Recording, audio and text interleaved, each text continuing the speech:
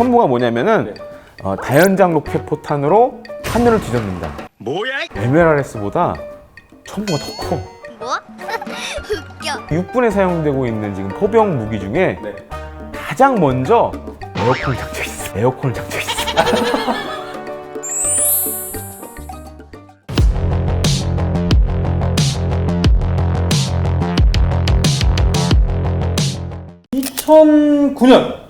2009년부터 개발이 시작됐다고 하지 않았습니까? 천무가? 예, 그렇습니다. 근데 재밌는 거는 과거에 이제 지난 시간에 소개되었던 구룡은 국방과학연구소에서 만들었어요. 국방연구소에서 개발을 하고 나중에 이제 다른 방산업체에서 양산을 했는데 천무는 업체 주도로 개발합니다. 그러니까 방산업체에서 만들었다는 거죠.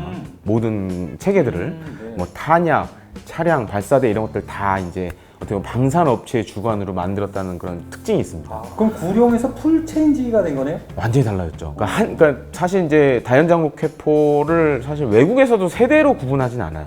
그런 문서도 없는데 제가 봤을 때 이게 세대 구분을 굳이 하자면 그러니까 아주 1세대 다연장 로켓포는 사실 이제 과거 소련이 썼던 카츄샤 로켓 그게 이제 다연장 로켓포 1세대라고 볼 수 있고 2세대가 바로 이제 저희가 앞서 시간에 말씀드렸던 BM-21 같은 게 BM-21, 구룡 이런 것들이 2세대 정도로 이제 판단할 수 있고 MLRS부터는 한 3세대라고. 왜냐면은 자체적인 그런 자기 위치를 알 수 있는 그런 뭐 항법 장비라든가 위치 장비를 탑재하고 있고 장전도 자동으로 되고 장전도 물론 이제 사람이 기계를 조작해야 되지만 대부분 다 이제 자동으로 장전할 수 있는 체계가 갖춰졌고 그다음에 이 발사에 걸린 시간도 굉장히 짧아졌고 그러니까 여러모로 조금씩 이제 디지털화 돼가는 거죠.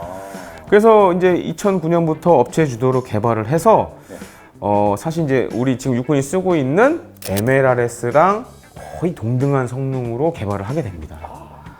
그래서 2013년 11월에 전투용 적합 판정, 이거 무기로 쓸 수 있다. 이걸 딱 받고 2014년 3월에 양산 계획이 이제 방위산업추진위원회에서 승인 받아서 이거를 이제 양산에 들어가게 됩니다.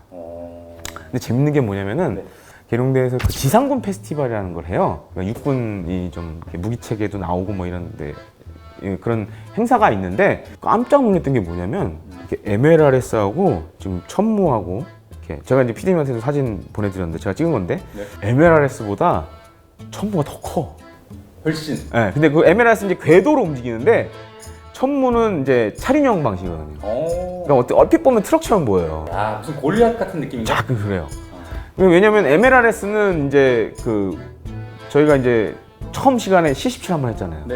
그러니까 미국은 이제 해외 나가서 작전을 하다 보니까 수송기에 들어가야 돼. 전략 수송기에 그러니까 자주포라든가 이런 것들이 탑재가 가능해야 돼요. 그러니까 크기에 좀 제한이 있는 거예요. 지금 약간 MLRS는 보면은 좀 작게 만들었다는 이제 천무하고 비교했을 때 작게 만들었다는 느낌이 들고 우리 천무는 수송기 싣고 갈 일이 없잖아요, 우리는.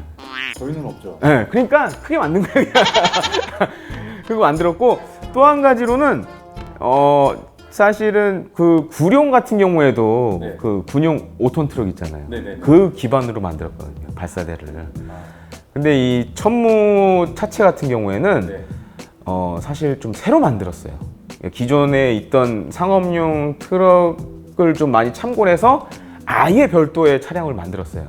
그래서 이제 천무는 특징 중에 하나가 방탄이 돼 있습니다. 근데 방탄이라는 게 뭐 10.7mm 중기관총 이런 걸 막는 건 아니고 7.62mm 그 탄을 막을 수 있는 7.62mm. 네, 그러니까 뭐 AK-47이나 이런 정도를 막을 수 있는 그런 방탄이 돼 있어요. 또 한 가지 사실 뭐 모르실 수도 있는데 제가 봤을 때 우리 육군에 사용되고 있는 지금 포병 무기 중에 가장 먼저 에어컨을 장착했어. 에어컨을 장착했어.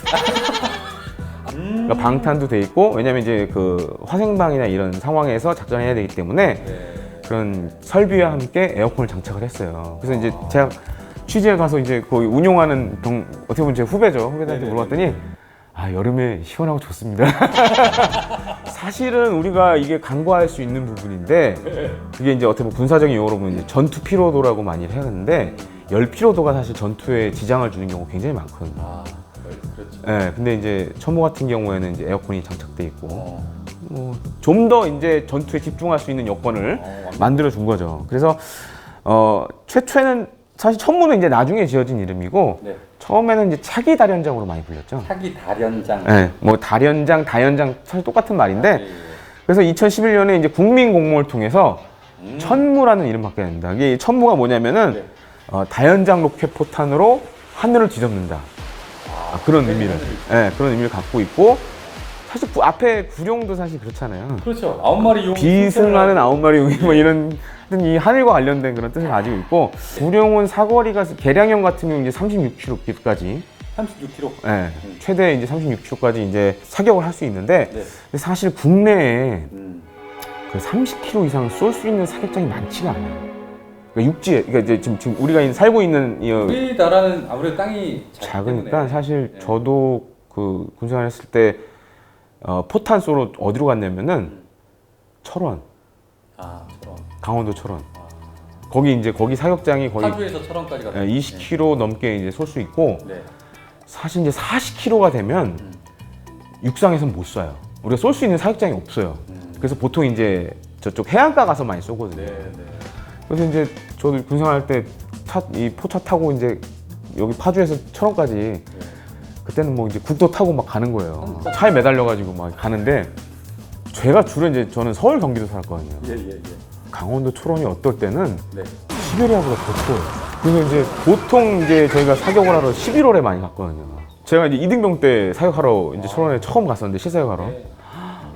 진짜 다들 껴입을 대로 껴입었는데도 그래도 진짜. 추위 때문에 살이 텄었어요. 그때 막 피나고 막 이랬을 정도로 굉장히 추웠는데 정말 아이러니한 거는 그리고 제가 군대 생활 끝나고 이제 취재 때문에 철원 가보면 철원 사시는 분들은 얇은 패딩 하나 입고 영화에도 돌아다니시더라고요. 깜짝 놀랐어요. 너무 익숙하죠. 아까 그게 적응이 되신 분들이라 깜짝 놀랐는데 그리고 사실 군대 안이랑 밖이랑 이게 온도 차가 다르잖아요. 우리가 느끼는 정신적인 느끼는 온도 차가 네. 그러니까 막 부대 안에 있을 때는 굉장히 더운데 부대 반값 나면 너무 시원해. 너무 따뜻해. 뭐 약간 그런 차이가 있는데 그래서 사실 이 지금 이 그리고 사거리. 사거리 같은 경우에는 이 천무 같은 경우에는 네. 탄에 따라 좀 차이가 있습니다. 네네네. 그러니까 지금 옛날에 과거에 썼던 구룡에 썼던 130mm 탄도 쓰거든요. 네네. 그래서 그거는 그러니까 130mm 탄을 공장으로 다 가져가서 이걸 다 포도화 시켜요. 거기서 조립을 해가지고 일단 컨테이너화 시켜가지고 천무에서 쓰고 그 다음에 230mm 이상 되는 유도탄이 하나 있고 세 종류를 지금 쓰는 걸로 이렇게 알려져 있습니다. 그럼 얘네는 그러면은 구룡보다 거의 2배라고 하셨으니까 사거리가. 그러니까 이제 유도 한 80km 정도 되나? 그거 이제 230mm 넘는 유도탄이 네. 80km 정도 올라요. 아, 그래요. 그러니까 천무는 좀 특이한 게 네. 우리가 보통 이제 유도 로켓이라고 하는데 네. 뭐 그건 이제 영어에서 많이 이렇게 쓰고 가이디드 로켓이라고 많이 쓰고 네. 우리 군에서는 이제 유도탄으로 표기를 합니다. 그래서 그 유도탄 같은 경우에는 이제 최대 사거리가 한 80km에 달하죠. 아, 그러면 그 정확도는 좀 어떻습니까? 정확도는 아주 그냥 놀라울 정도죠. 왜 그러냐면은 그렇죠. 제가 유도탄이라고 했잖아요. 네네. 유도탄은 이제 뭐 두 종류가 있는데 이 명중률 같은 경우에는 거의 한 15m 정도로 이렇게 15m. 예. 그래서 재밌는 거는 이제 이 뭐 국내에서도 이 개발 때문에 실제 사격도 하고 했지만 네. 해외에 가서도 실제로 사격도 한 적도 있어요. 와. 그래서 저기 이스라엘 쪽 가서 한번 사격도 했었고 그러니까 이제 굳이 많이 로켓 포탄을 쏠 필요가 없는 거죠. 한두 발이면 목표물에 정확하게 떨어지니까 그만큼 이제 어떻게 보면은 뭐 스나이퍼급에 해당하는 그런 유도탄을 이제 장착을 하고 있고 분산탄에는 한 300개 정도의 이제 자탄이 내장되어 있습니다. 목표 지역에 이제 300개 정도의 자탄이 확 떨어지는 건데 그게 한 축구장 3개 넓이 면적을 이제 타격할 수 있는 그렇게 지금 이렇게 뭐 파괴력이나 명중률 면에서 지금 MLRS에 뒤처지지 않는 그런 능력을 갖고 있습니다. 그럼 뭐 재장전이나 이런 시간도 훨씬 더 단축이 됐겠네요. 확실히 줄었죠. 왜냐면은 MLRS랑 거의 동일하다고 보시면 되는데 아까 이제 제가 구룡할 때 탄조림 얘기했잖아요. 네네. 그 탄 박스 까고 탄 빼내고 다 해야 되거든요. 제가 진짜 실제로 겪었던 게 실상에 나와서 겪었던 게 뭐냐면 제가 탔던 그 구룡 거기에 그 9발 장전하는데 9발 그러니까 그 이제 실사격 하러 갔을 때 반나절 걸렸어요. 그 장전하는데 반나절? 반나절 걸렸어요. 그 왜 그러냐면은 탄을 이제 차에서 그 탄약차에 내려가지고 탄 박스를 열고. 까고. 근데 탄 박스가 다 이렇게 밴딩돼 있거든요. 철제 밴딩으로 돼 있거든요. 그걸 또 뭘로 깝니까? 그또 절단기로 다 잘라가지고 까야 또 되고. 절단기로 해야 네, 됩니까? 절단기로 까고. 네. 그 다음에 이제 탄 박스에서 그 이제 추진차랑 탄 빼고. 그리고 이제 사실 이제 저도 이제 포병이었지만 실탄 사격을 뭐 매번 하는 게 아니거든요. 그렇죠. 예를 들면 이제 105mm나 155mm 이런 뭐 견인이나 자주는 그래도 사격장에서 사격이 가능한 경우가 네. 많으니까. 근데 네. 저희는 1년에 이제 한 번 쏘거든요. 한 번요? 1년에 실사격 한 번 해요. 그러다 보니까 괜히 무서운 거야. 특히 이제 신관 부분 이거 다룰 때. 얼마나 무섭습니까? 그 이제 다 덜덜덜덜 떠는 거야. 근데 사실 저는 그때도 이제 밀덕이었으니까 속으로 저거 땅에 떨어뜨려도 안 터지는데. 아니, 근데 이거 중간에 뜬금없는데 예. 아니 김대영 군사평론가님은 언제부터 밀떡이셨습니까? 저는 사실 초등학교 6학년 때부터 초등학교 예, 초등학교 때부터 이제 막 이런 책 사보고 막 이랬죠. 아, 그래서 이제 뭐 지금까지도 사실 밀덕인데. 야 확실히 뭐가 되려면은 초등학교 시절부터 시작을 해야 네, 돼. 그래서 초등학교 때 사실은 밀덕이 됐던 가장 큰 이유가 네. 얘입니다. 아, 에이템.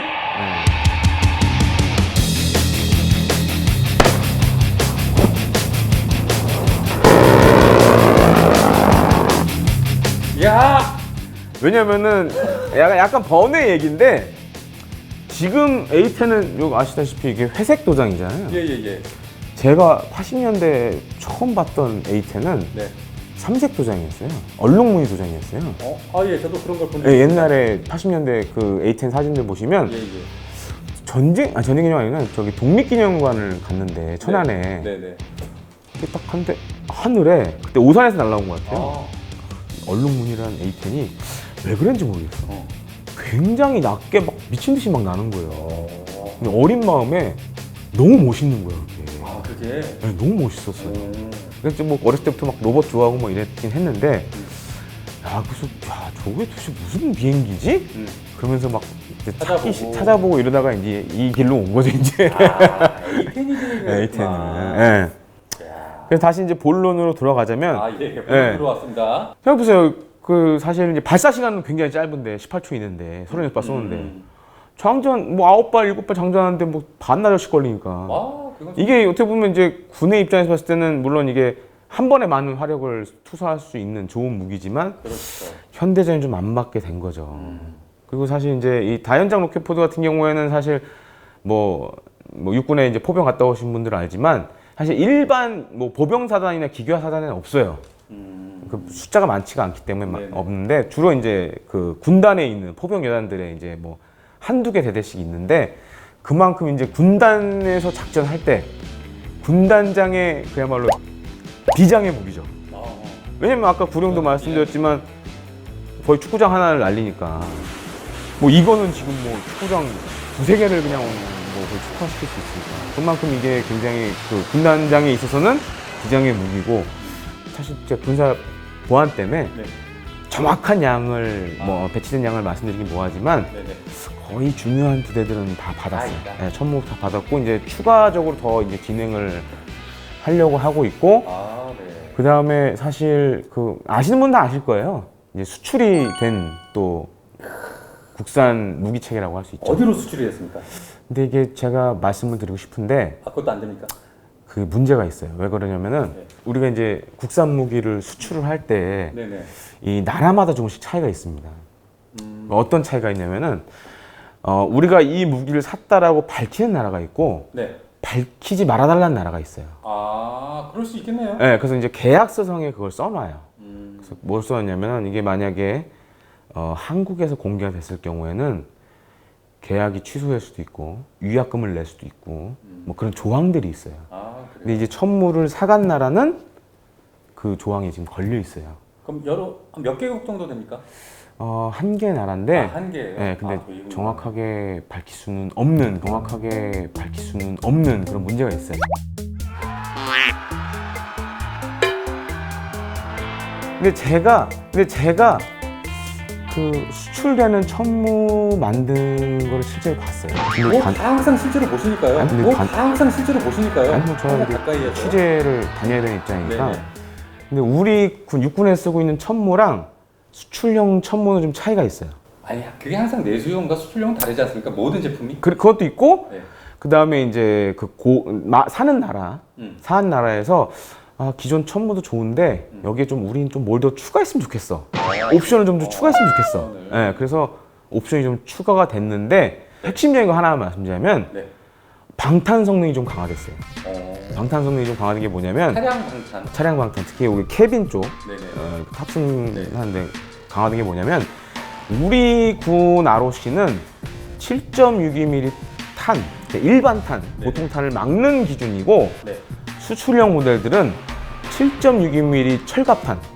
철갑탄. 그러니까 일반 탄, 이 소총탄 안에 그 앞에 보면 이제 철심을 하나 넣어가지고 이제 관통력을 높인 탄들이 있어요. 그럼 이 철갑탄에 대한 방어 능력을 요구를 했어요. 그쪽에서 해외 국가에서.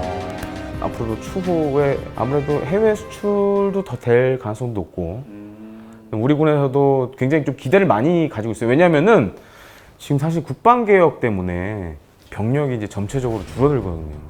그렇죠. 네, 그러니까 이제 앞으로 이 줄어든 병력을 커버를 하려면 결국 또 우리는 화력 덕후가 돼야 돼요.